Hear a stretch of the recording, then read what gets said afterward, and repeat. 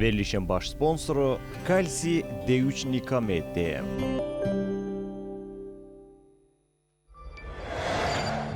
İdman həkimi, fizioterapevt Fərid Səlimovun sponsorluğu ilə Ay Həkim verilişinə baxırsınız.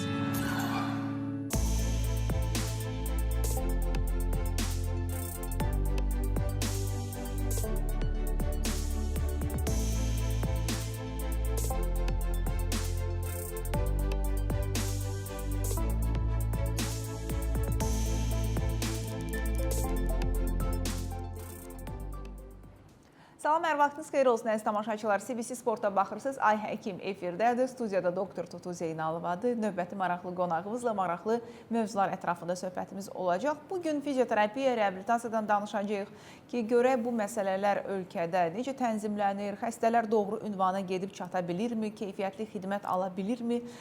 Yəni, yaxşını deyirik təbii ki, yaxşı həkimlərimiz, keyfiyyətli xidmət göstərən xəstəxanalarımız çoxdur. Amma daha yaxşı olsun deyə nə etmək olar? Bunları da istəyərdim ki, biz bugün müzakirə edək. Qonağımız bu mövzuda çox güvəndiyim həkimimiz və bu həkimimiz nəzərinizə çatdırım ki, Türkiyədə çalışır, amma vaxtaşırı Azərbaycanda da pasientləri qəbul edir. Uzman doktor Ağalar Cavadı, fizioterapevt, reabilitoloq studiyamızın qonağıdır. Xoş gəlmisiniz. Xoş gününüz. Xoş gördüm sizi yenidən verilişimizdə və bugün əslində biz mövzu ətrafında söhbət etmədən öncə mən istəyərdim ki, bəzən nəinki əhalilərin, həkimlərin də doğru, dürüst anlamadığı bir məsələ var. Fizioterapevt, reabilitoloq var, idman həkimi var, manual terapevt var, fizioterapist var. Yəni, bunlar kimdir? Hansı necə ixtisas alırlar? Çünki bu yaxınlarda həm Səhiyyə Nazirimizin çıxışı oldu bu mövzu ilə bağlı, həmçinin də Tibb Universitetinin rektoru Gəray müəllimin də çıxışı oldu və sonra həkimlər əslində başladı araşdırmağa ki, filan kəs sən demə fizioterapevtdir, amma həkim deyilmiş. Mən elə bilirdim həkimdir. Həkim olmasa nə olur? Əgər işini düzgün görürsə, bəlkə elə həkim olması şərt deyil. Bilmirəm, siz daha doğru bilirsiniz və nə üçün özəlliklə bu mövzunu sizinlə danışmaq istəyirəm? Çünki bilirəm ki, ən doğrusunu siz deyəcəksiniz, xarici təcrübənizə əsaslanaraq və burada bir tərəf olduğunuz üçün, hələ ki, xaricdə çalışırsınız, bir tərəf bizə cavab verəcəksiniz. Buyurun, doktor, söz sizdədir. Öncəliklə çox təşəkkür edirəm verilişə dəvət etdiyiniz üçün məni. Bu mövzu çox aktual bir mövzudur. Gerçəkdən bizim üçün də çox önəmlidir. İnsanlarımızın sağlığı üçün daha çox önəmlidir. Mən bunu bir neçə yerə ayırardım. Yəni, birincisi həkim olanlar və həkim olmayanlar. Həkim olanlar da bir neçə qruplar var. Yəni, bunların ən önəmli ön planda olanları fizioterapiya və reabilitasiya üzrə uzman həkimlər. Türkiyədə bunun qısaltmasına fizioterist də deyirlər. Amma biz daha çox FTR həkimi kimi qısaltma olaraq istifadə edirik. Azərbaycanda isə buna həkim fizioterapevt deyirlər. Biz həkim olaraq Tibb Universitetinin baza təhsilini alırıq. Əvvəl Azərbaycanda 7 il idi, indi hal-hazırda 6 ildir və imtahan verir. Azərbaycanda rezidentura imtahanı, Türkiyədə uzmanlıq imtahanı verir ki, hansı ki, dünyada ikinci ən çətin imtahan sayılır. Orada 4 illik uzmanlıq təhsili alırıq. Yəni, HVAC-ı bitirirəm, Lord ildə desək, sonra gedirəm fizioterapevt olmaq üçün rezidenturanı bitirirəm və ya Türkiyədə uzmanlıq təhsili alıram. Bu həkimlərdir. Olur, həkimlər olur. Bir də var, fizioterapistlər var. Bir də idman həkimləri var. Mən İstanbul Tıbb Fakültəsi, yəni çapa çıxışlıyam. Orada məsələn idman həkimində ayrı bir fakültə vardı və kökü fizioterapiyaya bağlıdır, amma ayrı bir fakültədir. Bir də var manual terapistlər var. Onlar da daha çox ya həkimlər, ya da fizioterapistlər əlavə bir təhsil alırlar. Mən Türkiyədə eyni zamanda manual terapiya üzrə eğitmenəm, yəni müəlliməm. Dərs deyirsiniz. Manual Terapiya Dərneyi və Türkiyə Fizik Tədavi Dərneyi nəzdində İsveçrədən hocamız gəlir, Türkiyədən Dərneyi başqanı hocalarımız var. Onlarla bərabər dərs deyirik. 2 illik və 300 saatlıq bir eğitim var. Onu alandan sonra biz həkimlərə dərs deyirik. Manual terapist olur, yəni xırtıladma dediyimiz o hərəkətlərdə, bəzi mobilizasiyalarda, bəzi masaj texnikləri edirik. Bir də fizioterapistlər də bunun eğitimini alır, amma onlar xırtıladma onlara qanunla əslində yasaqdır, çünki riskli bir işlem, onu həkim eləməli, amma digər bütün texnikləri edirlər. Amma fizioterapist dediyimiz bizim sağ əlimiz, fizik tədavi həkimlərinin, bizim ekibimizin ən önəmli parçası, bizim üçün çox qiymətli terapistlərdir. Bunların eğitimi 4 illik Türkiyədə ön lisans eğitimi denilir. Bunu da dövlət xəstəxanalarında özəlliklə imtahan verilir və yüksək ballarla oxunulur.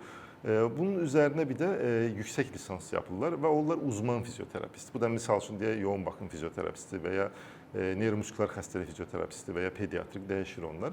Bir də bundan başqa bu 2 və 3 illik proqram olur. Əlavə bundan da sonraki 4 illik PhD proqram var. Buna doktor fizioterapist deyirlər, amma doktor həkim anlamında deyil. Yəni doktor bir rütbədir. Bu siyasi elmlərdə də ola bilər, coğrafiyada, başqa elmlərdə də ola bilər. Bu PhD-dir.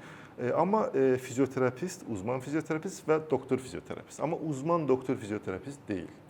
Bu qavram çünki çox qarışıqdır. Fizioterapist həkim deyil. Fizioterapist həkim deyil. Bir müqayisə üçün deyim. Misal üçün var endokrinoloq. Bəli. O deyək ki, piyələnməni müalicə eləyir, dərman müalicəsi yaza bilər. Bəli. Var Türkiyədə diyetisyen, diyetoloq. Onlar həkim deyil. Onlar dərman müalicəsi yazma ixtiyarı yoxdur. Sadəcə qidalama planı yaza bilər. Və yaxud var cərrah. Bəli. Və o deyir ki, bu xəstəyə bu sistemi qoşarsınız, bunu və bunu icra edən tibb bacısı var və ya tibb qardaşı var, onun assistenti var, amma bu həkim deyil. Yəni o öz başına o təyinata müdaxilə edə bilməz. Bəli. Sadəcə icraçıdır. Doğru mu anladım? Türkiyədə doğru anlamsız. Ergoterapistlərdir, loqoped dediyimiz danışma və udma terapistlərdir, diyetisyenlərdir, fizioterapistlərdir. 4 illik universitet bitirirlər. Amma bunlar da texnik deyirlər. Bəzən o da qarışdırılır. Yəni bir də 2 illik elektroterapiya texnikləri var. Necə ki, anestezi texnikləri var, onun kimi 2 illik bir təhsil alırlar və onların işi elektroterapiya dediyimiz tok qoşmalardır, müəyyən ultrasondan olan müalicələrdə həkimin yazdığı müalicə proqramını tətbiq etmək. Fizioterapistlərin işi isə həkimin yazdığı reabilitasiya, yəni idmanla hərəkətlər dediyimiz kinezoterapiyanı icra etmək. Amma ekibin başında həkimdir. Və həkim həm ergoterapist, həm loqoped olsun, həm elektroterapist, həm fizioterapistlə bərabər işləyir. Müalicə proqramını xəstəni həkim görür, müayinəsini edir, müalicə proqramını yazır və onlar öz işlərini icra edirlər. Bundan əlavə olaraq həkim dərman yaza bilir, müəyyən oynaq daxili müdaxilələrdə, botoks müdaxilələrdə onlar edə bilir. Bunu sadəcə həkim edə bilir. Fizioterapist icraçıdır. Türkiyədə, bizim də Azərbaycanda çox sayda fizioterapistlərimiz var. Türkiyədə gedib çox gözəl təhsil alıblar. Yəni dövlət xəstəxanalarında, dövlət universitetlərində daha çox imtahanla verirlər. Amma bəzi özəl universitetlərdə heç imtahana ehtiyac olmadan müəyyən ödənişlə də imtahansız da gedib bu təhsili ala bilirlər. Hətta ön lisans təhsili də alırlar. Mən özüm də Türkiyədə bir özəl universitet xəstəxanasında bir müəlliməm, tibb fakültəsi üzrə sorumluyam və bunları araşdırmışam, bunun detallarını bilirəm. Yəni həkimlə fizioterapisti eyniləşdirmək doğru bir şey deyil. Çünki bunun təhsili həkimin 10-12 ildir, uzun müddətli təhsildir. Fizioterapistin təhsili isə fərqli bir təhsildir. Yəni baza tibb təhsili olur onlara. Baza tibb təhsili olmur. Məsələn, biz tibb fakültəsində siz özünüz də həkimsiniz, məndən də yaxşı bilirsiniz. 3 il təməl bilimlərdən, 3 il klinik bilimlərdən biz təhsil alırıq. Yəni biz çox dərinləməsinə, yəni belə çox detallı bir şəkildə anatomiya olsun, fiziologiya, farmakologiya və klinik fənlərdən biz təhsil alırıq. Amma fizioterapistlər nə alır? Anatomiyada müəyyən səviyyədə təhsil alır. Farmakologiyanın çox cüzi bir neçə dərman adı göstərilir və əsas təhsil kinezoterapiyadır, yəni idmanla reabilitasiyadır. Yəni ona görə onların yetkiləri bu qədərdir. Yəni onlar iynə vura bilməzlər, oynaq daxili botoks edə bilməzlər, dərman yaza bilməzlər. Bəzi yerlərdə kuru iynələmə olur, orada da dərman yoxdur və ya kinezotaping dediyimiz bantlama tədavisi olur, onları eləyə bilirlər. O başqa şeylər eləyə bilmirlər. Klinik düşüncə olmaq üçün baza Bəli. yəni həkim olmaq lazımdır. Bəzən də Azərbaycanda da elə mütəxəssislər var. Tibb fakültəsini bitirir, biz dənkli imtahanına giririk, TUS imtahanının içərisində onu keçirik, diplomumuz təsdiqlənir, sonra da ayrıca uzmanlıq imtahanına giririk, sonra uzmanlıq təhsili alırıq. Məsəl üçün, onun təhsilini davam etdirmək istəmir və ya davam etdirə bilmir, o sınavlar çətin gəlir ona. Gedir fizioterapist eğitimini alan, həkim də bazı təhsil, amma fizioterapist eğitimini alan həmkarlarımız da var. Amma onlar da oynaq daxili iynə vura bilməz. Yəni çünki oynaq daxili iynə sadəcə həkimin işi deyil, fizik tədavi, ortopedi həkimlərin işidir. Və ya botoks eləyə bilməz əzələlərə, spastika üçün və ya müəyyən proseduralar var ki, onları sadəcə həkim, yəni fizioterapiya həkimi təhsilini alan insanlar eləyə bilər. O fizioterapist olaraq müəyyən şeylər eləyə bilər, amma pratisyen doktor olaraq müəyyən dərmanlar yaza bilər də hər dərmanı da yaza bilməz. Yəni, bu incə çizgi var, bunu qarışdırmamaq lazımdır. Çox təəssüf ki, bəzən qarışdırılır, amma biz də buna görə bilgi veririk ki, insanlarımız bunu bilsinlər, məlumatlı olsunlar. İnsanların bildiyi, məlumat aldığı resurslar sosial mediadır. Sosial mediada təbii ki, hamı özünü tərifləyir, heç kim öz qatığına turş demir. Hamı deyir ki, mən ən yaxşıyam, ən yaxşı mən arıqladıram, ən yaxşı mən müalicə eləyirəm, ən yaxşı mənəm. Bu heç, indi bu aydın məsələdir. Mən həmişə öz mövzumu müqayisə edirəm ki, hər kəs o arıqlama məsələsini göstərir öncə, sonra. Amma sonra heç kim göstərmir ki, bu insanlar o çəkini geri alırlar, təzədən geri ala bilərlər. Bu dünyanın hər yerində belədir. Bu informasiya resurslarının da doğru məlumat verməsi vacibdir. Çünki nazirin çıxışından öncə bir çoxlarımız ümumiyyətlə bu haqda məlumatsız idik. bilmirdik, həkimlər bilmirdi o ki, qalmışdı əhali. Yəni məsələnin o dediniz incə çizgi, o incə çizgini hardan çəkməyə başlayaq? Valla öncəliklə biz bunları öz həkim yoldaşlarımız, fizik tədavi uzmanlarıyla müəyyən sosial mediada müəyyən çıxışlarımız olurdu. Qrupunuz da var bildiyim qədərilə. Qrupumuz da var, müəyyən aktivitələr eləyirik, müəyyən yazılar bəlli bir qurumlara eləyirik. Amma çox yaxşı oldu ki, təbii orada biraz bizim də hesab edirəm ki, biraz müəyyən qədər də olsa təsirimiz oldu deyə düşünürəm. Bəlkə də yanılır, amma bu mənim şəxsi düşüncəmdir.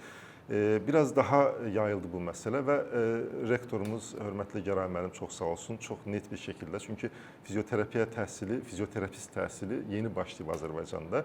Onu öz dilindən ifadə elədi ki, fizioterapist həkim deyil, 4 illik bir təhsili var. Ondan sonra Səhiyyə Nazirimiz sağ olsun buna açıqlama verdi. Sadəcə bəzi boşluqlar var. Yəni Azərbaycanda bu sahələr yeni inkişaf edir deyə boşluğun olması təbiidir, amma zamanında müdaxilənin olması da belə də qaçılmazdır və mütləq lazımdır ki, və başlanıb bunlara artıq müdaxilə olunmağa.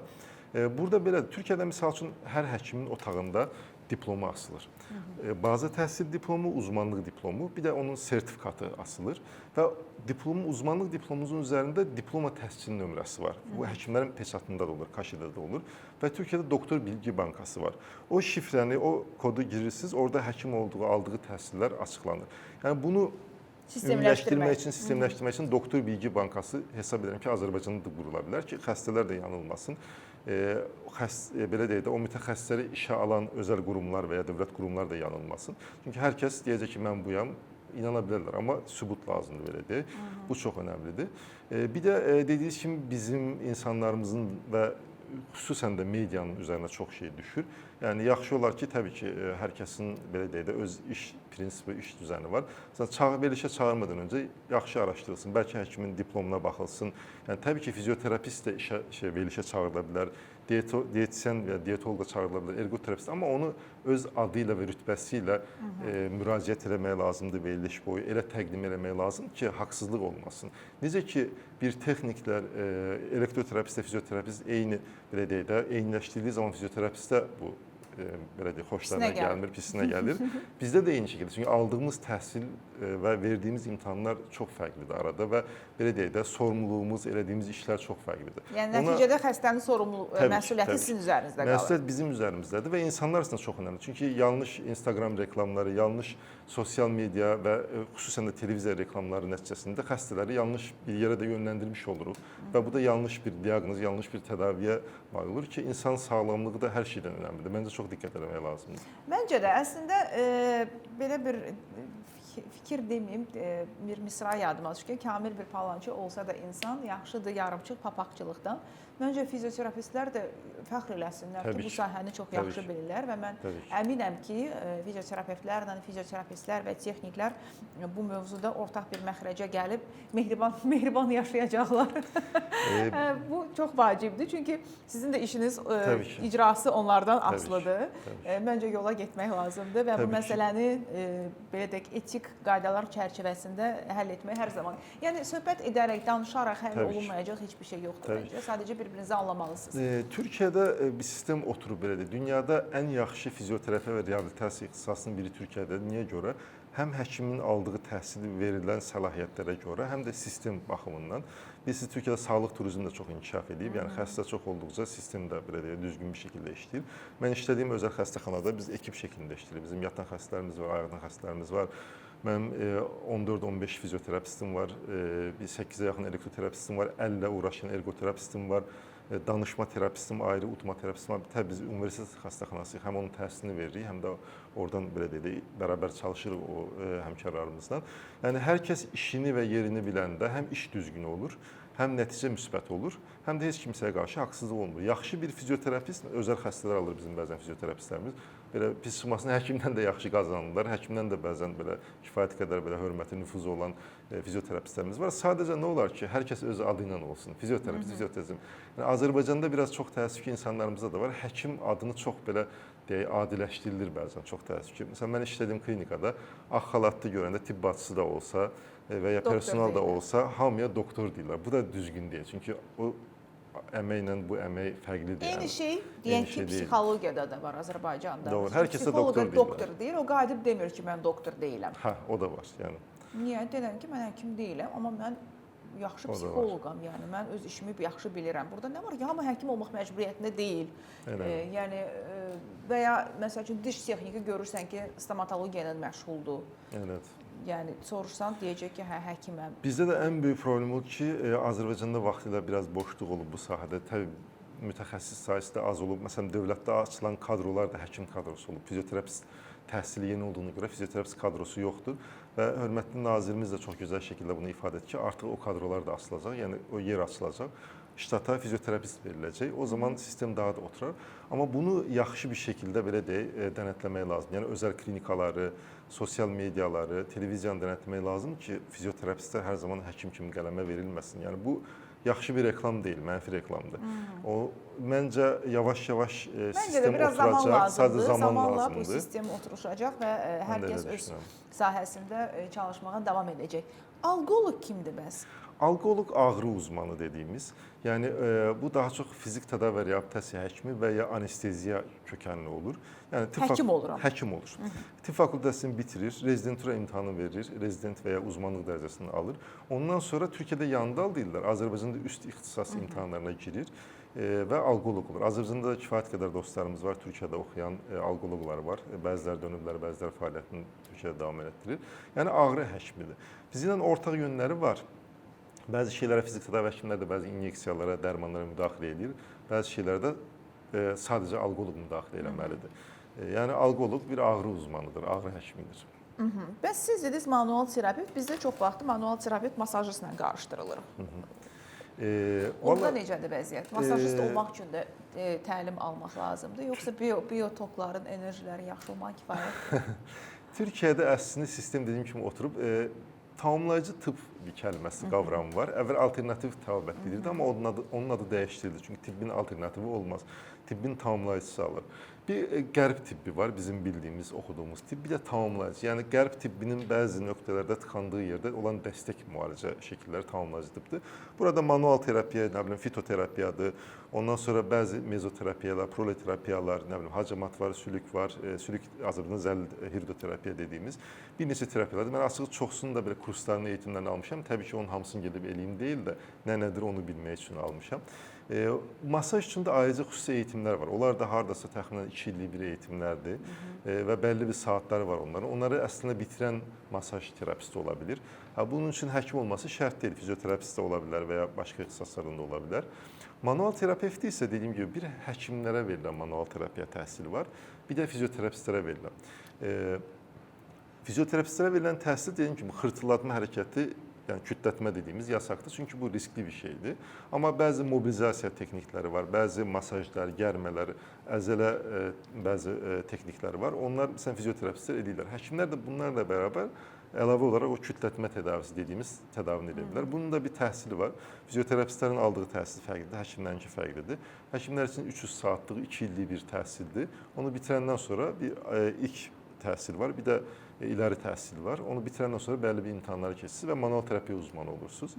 Yəni Türkiyədə sistem bu şəkildədir, dünyanın çox ölkələrində də bu şəkildədir. Aydındır. Biz davam edəcəyik. Verilişimizin ikinci yarısında elə ağrıdan söz düşmüşkən bir məsələyə toxunmaq istəyirəm ki, bu haqda fibromiyaljidən danışmaq istəyirəm ki, əzələ ağrısından, oynaq ağrılarından əziyyət çəkən insanlar kifayət qədər çoxdur və bəzən də gəzirlər, qapı-qapı səbəbini tapa bilmirlər. Onlara necə kömək edə bilirik? Müasir fizioterapevtlər və reabilitoloqlar. Mən də qorxuram, bir də nəsə səhv deyirəm. Bu haqda danışacağıq. Mən istəyirəm verilişimizin baş sponsoru Ştader şirkətinə təşəkkürümü bildirim.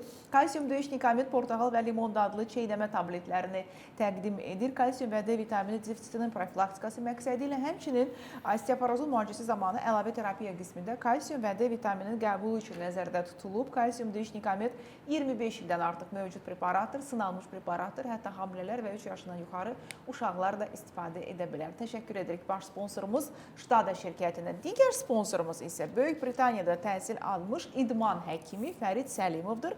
Diz, onurğa, çiyin, əzələ ağrılarından artıq daha tez və müasir idman yanaşması ilə müalicə oluna bilərsiniz. 055 318 83 94 nömrəsinə zəng etməniz kifayətdir. Yəni reklamlara baxaq, sonra söhbətimizi davam etdirək.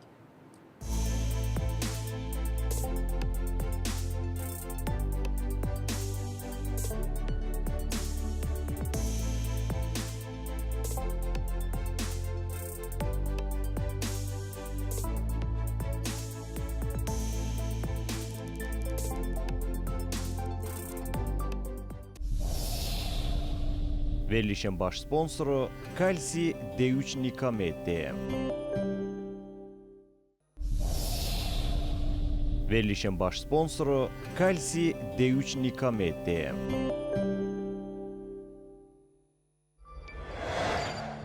İdman həkimi, fizioterapevt Fərid Səlimovun sponsorluğu ilə Ay Həkim verilişinə baxırsınız.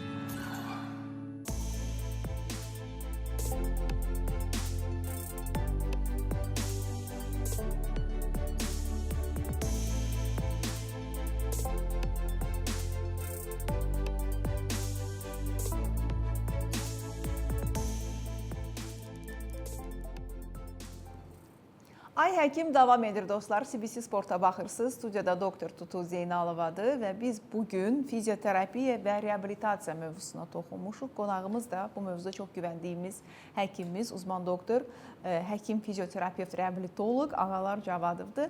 Ağalar doktor, biraz əvvəl də anons etdiyi kimi fibromiyalgiya, Azərbaycan nə desək, dünya standartlarında fibromiyalji deyirlər.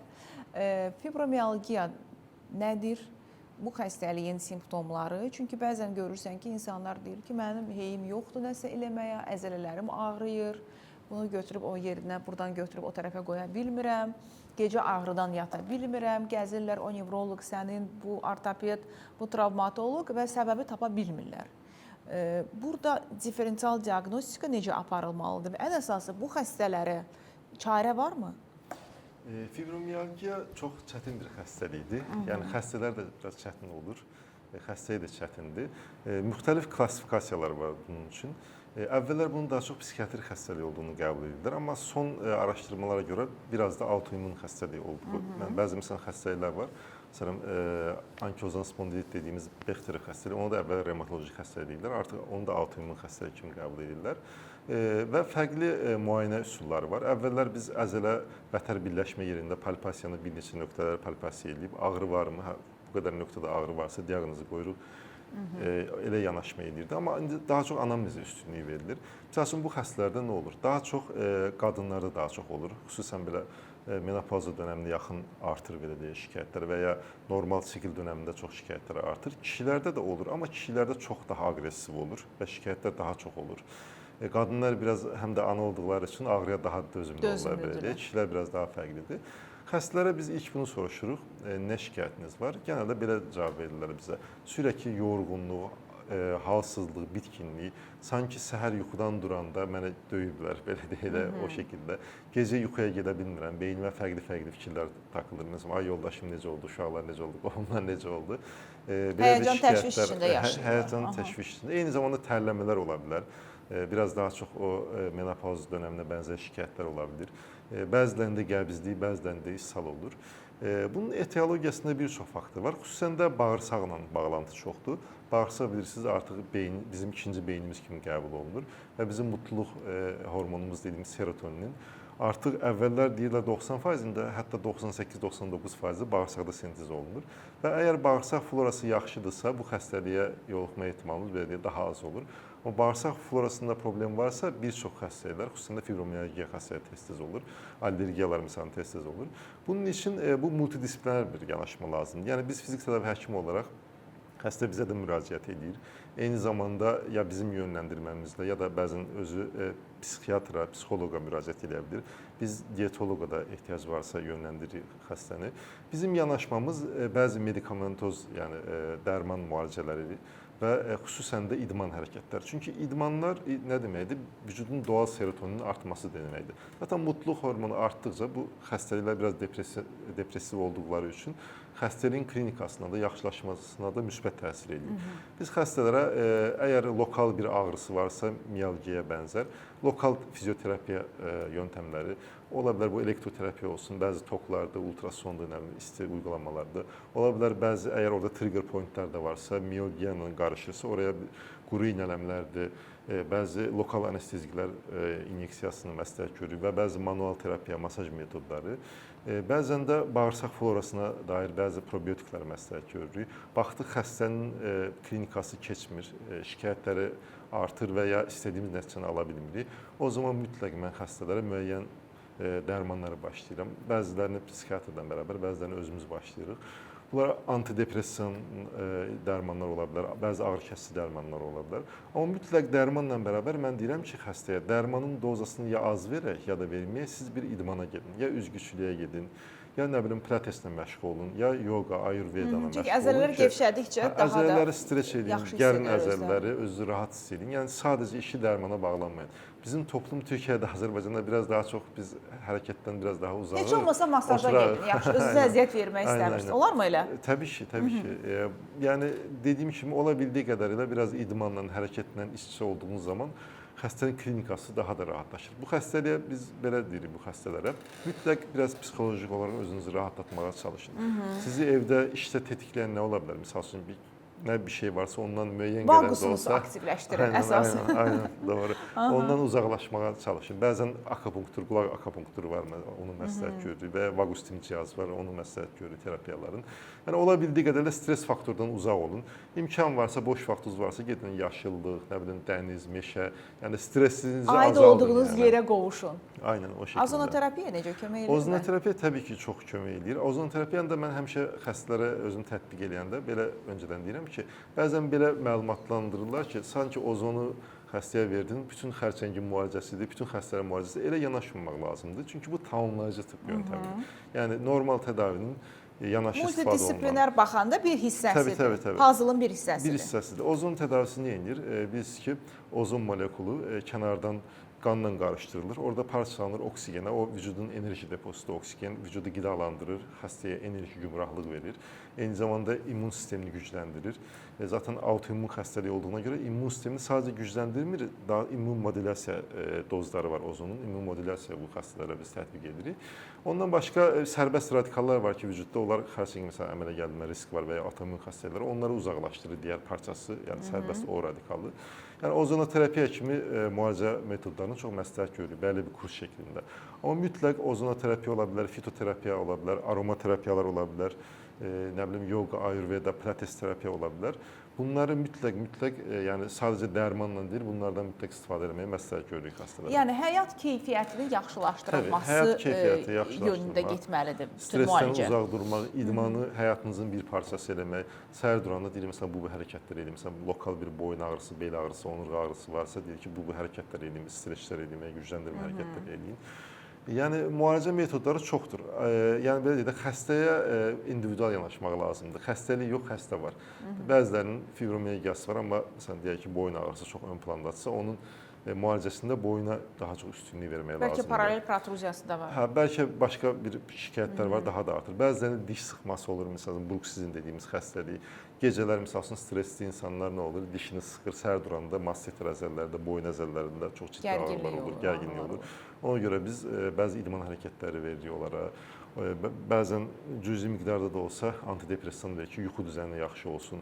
Bəzən lokal uygulamalar var, quru iynələmələrdir. Botoks mu eləyirsiniz? Botoksdur, onları tətbiq edirik. Kiçik dozalarda diş sıxma azaltmaq üçün və ya diş həkimlərinə yönləndiririk. Onlar bəzi istirahət sprintlər verirlər ki, gecə taxsın onu, diş sıxmanı azaltsın, çənəsini zorlamasın. Bizim oxuduğumuz İstanbul Universitetində mənim belə bir şansım oldu. Orada biz hər xəstəliyin özünə məxsus poliklinikaları var.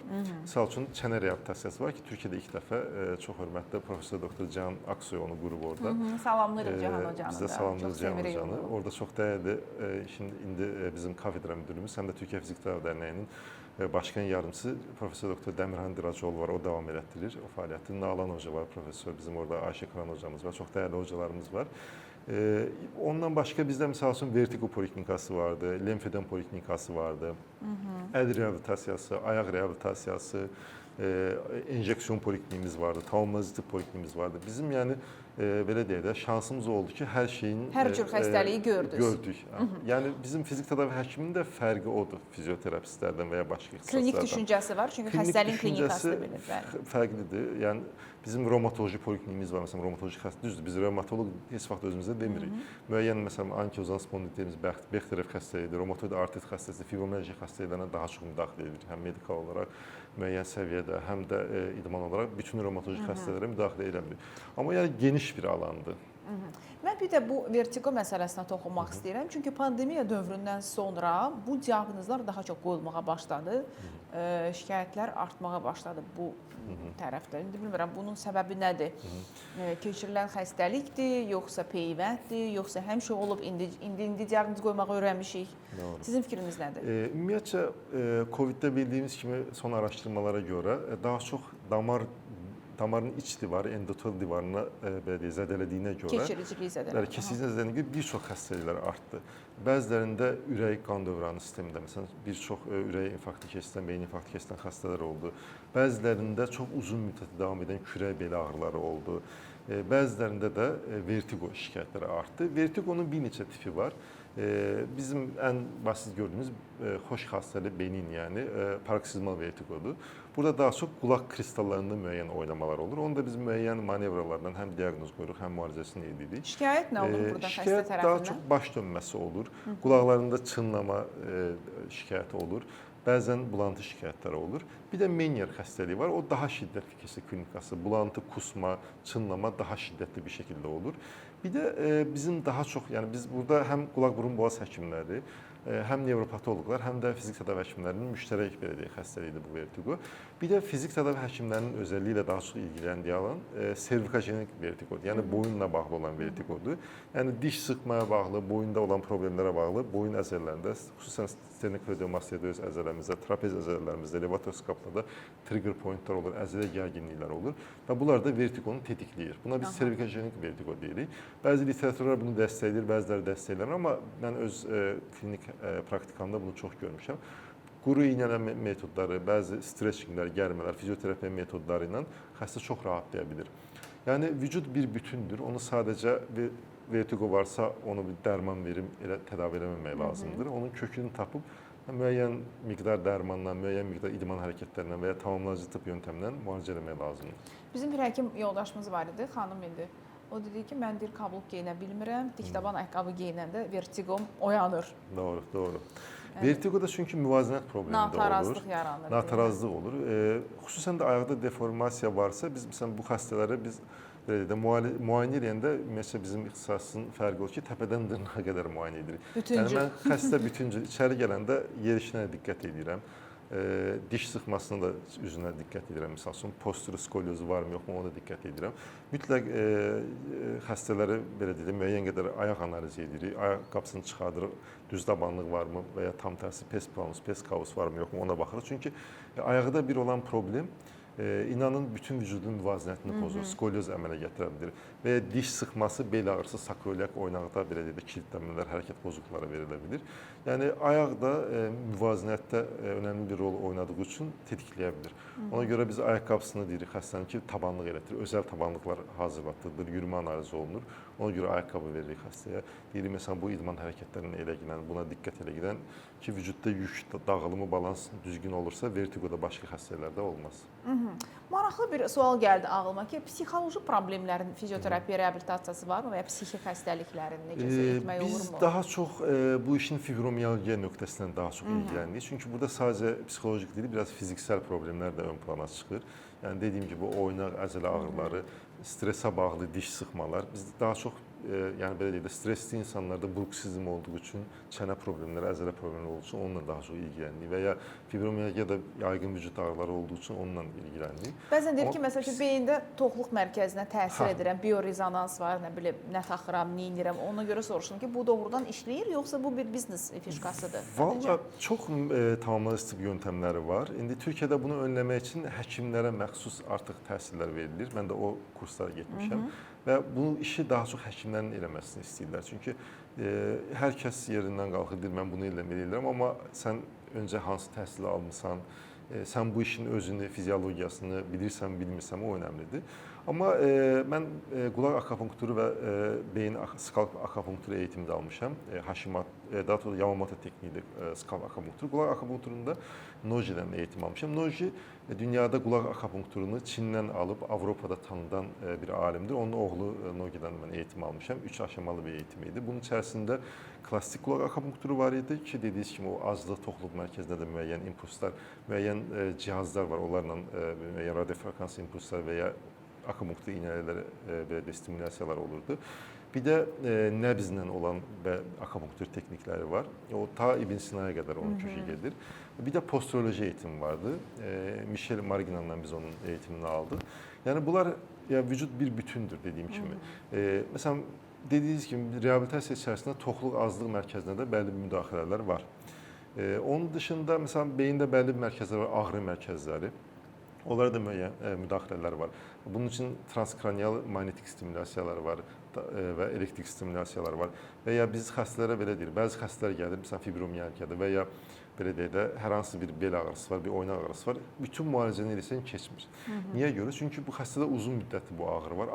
Artıq beyində necə ki hər orqanın mərkəzi var. Ağrının da bir mərkəzi var. Ağrı hafizası deyirik, ağrı yaddaşı əmələ gəlib. Və bu xəstələrə biz deyirik ki, sizi biz müalicə edəcəyik ki, sadəcə lokal ağrınız keçməsin, həm də ağrı hafizasını biz silək. Yəni müəyyən inyeksiya lokal metodlardır, müəyyən belə deyək də psixoterapiyalardır. Ağrı mərkəzini, ağrı yaddaşını silmək üçün daha doğrusu. Maraqlıdır. Akupunkturun da məntiqi o da əslində beyində olan vücud mərkəzlərinin stimulyasiyası, iştaha artma, yəni vaqus stimulyasiyası var bilirsiniz. Həm cihazla var, həm iynələrlə və ya tam tərsi toxluq mərkəzi stimulyasiyası var və ya ağrı mərkəzləri stimulyasiyası var, orqan mərkəzləri var. Bundan başqa mən eyni zamanda refleksologiya eğitimi də almışam. Mən kurslarını almışam onun. Ömrümüz oxumaqla keçir. Sağ olun. Biraz mənə maraqlıdır ki, yəni deyirlər odur budur. Məsələn hacamat deyirlər, məsəl üçün hidroterapiya deyirlər. Nə qədər doğrudur? Yəni öncə deyir ki, bilgi sahibi olmadan fikir sahibi olmaq lazımdır. Məsələn, bizim də ixtisasımıza bəzi müdaxilə edən həmkarlarımız da olur. Həkim də gedib fizioterapist eğitmalı, tibbi eğitmalı. Deyir ki, bu şey lazımsız bir ixtisasdır, fizioterapiya həkimliyi, fizioterapisti yetərli. Amma sən o ixtisası almısanmı, o təhsili görmüsənmi, onun içəriğini bilirsənmi, bilmədən fikir söyləmək çox yanlışdır. Onun üçün də mən həyat prinsipim belədir. Adam saçını ağardıb bu yolda. Kurslara almışam. Demişəm ki, hə, məsələn deyirlər ki, bəziləri deyirlər ki, kəsinliklə məsələn kupa olmaz, məsələn hidroterapiya olmaz. O da doğru deyil. Onun da öz faydası var. Məsələn hidroterapiya nə edir? Belə deyək də zərlinin 3 dənə çənəsi var. Hər çənəsində 100 diş var. Heyvanın məqsədi bəslənməkdir, qan əmməkdir. O nə edir? Gedir sən tapır bəlli bir yerini. Oradan dişlərinin arasından bəlli bir fermentlər sintezləyir. Bunların ağrı kəsici təsiri var, qan sulandırıcı təsiri var. Anti-inflamator təsiri var. Orada o sənin dərini deşmək üçün onu istifadə edir, bəslənir. Eyni zamanda o fermentlərdən də sən də fayda görürsən. Ağrın belə deyək də azalır və ya belə deyək də vücudun rahatlayır. Mənə o zərbini qoysalar qorxudan sarılıq olaram, onu dəqiq bilirəm. Ondan sonra o ağrı ilə gəzim. Təşəkkür edirəm doktor, çox maraqlı həmsöhbət oldunuz. Bəli, hər zamanki kimi. Əslində bir sual da verəcəkdim ki, fizioterapevtik mərkəz hansı standartlara cavab verməlidir, nə olmalıdır, nə olmamalıdır. Onun növbəti verişimizdə danışarıq izninizlə. Bugünkü qonağımız uzman fizioterapevt, reabilitoloq doktor Ağalar Cavadovdur. Mən sizə təşəkkür edirəm. Mən təşəkkür edirəm. Sizdən də öncə sizi dünyaya gətirən və Azərbaycan səhiyyəsinə 2 dənə belə dəyərli həkim verən Sənubər xanıma təşəkkür edirəm. Sizin ananız da həkimdir, nevroloqdur, Neftçalada çalışır hal-hazırda, sayılıb seçilən həkimlərindəndir və sizinlə bərabər bilirəm ki, o qadının da əziyyəti çoxdur ki, siz bu günlərə gələsiniz və xalqımız üçün belə dəyərli həkimlərə çevriləsiniz. Çox sağ olun. Salamlayırıq buradan Sənubər xanımı da. Son olaraq təşəkkürüm verilişimizin baş sponsoru Ştada şirkətinədir. Ştada şirkəti kalsium döşnikamet, portağal və limon dadlı çeynəmə tabletlərini təklif edir sizə. Günə 3 fincandan artıq kofe içirsinizsə, hamiləsizsə, süd verirsinizsə, vegansızsa, siqaret çəkib spirtli içkilərdən istifadə edirsinizsə, bilin ki, kalsium ehtiyacınız artır, kalsium itkisi daha çoxdur və buna görə də təyinata uyğun olaraq kalsium döşnikamet, portağal və limon dadlı çeynəmə tabletlərini seçə bilərsiniz. Çünki 25 ildən artıq mövcuddur. Ştada şirkətinin preparatlarını hamı tanıyır. Bu məşhur Magni B6 Fortasıdır, Festalıdır. Hamısı bu möhtəşəm şirkətin preparatlarıdır. Hamilələr və 3 yaşdan yuxarı uşaqlar da kalsium döşnikameti istifadə edə bilər. Digər sponsorumuz Böyük Britaniya təhsili idman həkimi Fərid Səlimovdur. Diz, onurğa, çiyin, əzələ ağrılarından daha tez və müasir idman yanaşması ilə müalicə olunmağı təklif edir sizə Fərid doktor. Bunun üçün 055 318 83 94 nömrəsinə zəng etməyiniz kifayətdir. Bugünlük bu qədər. Özünüzə yaxşı baxın, çalışın, xəstələnməyin, sağlamlığınızı sağlam ikən qoruyun. Hələlik.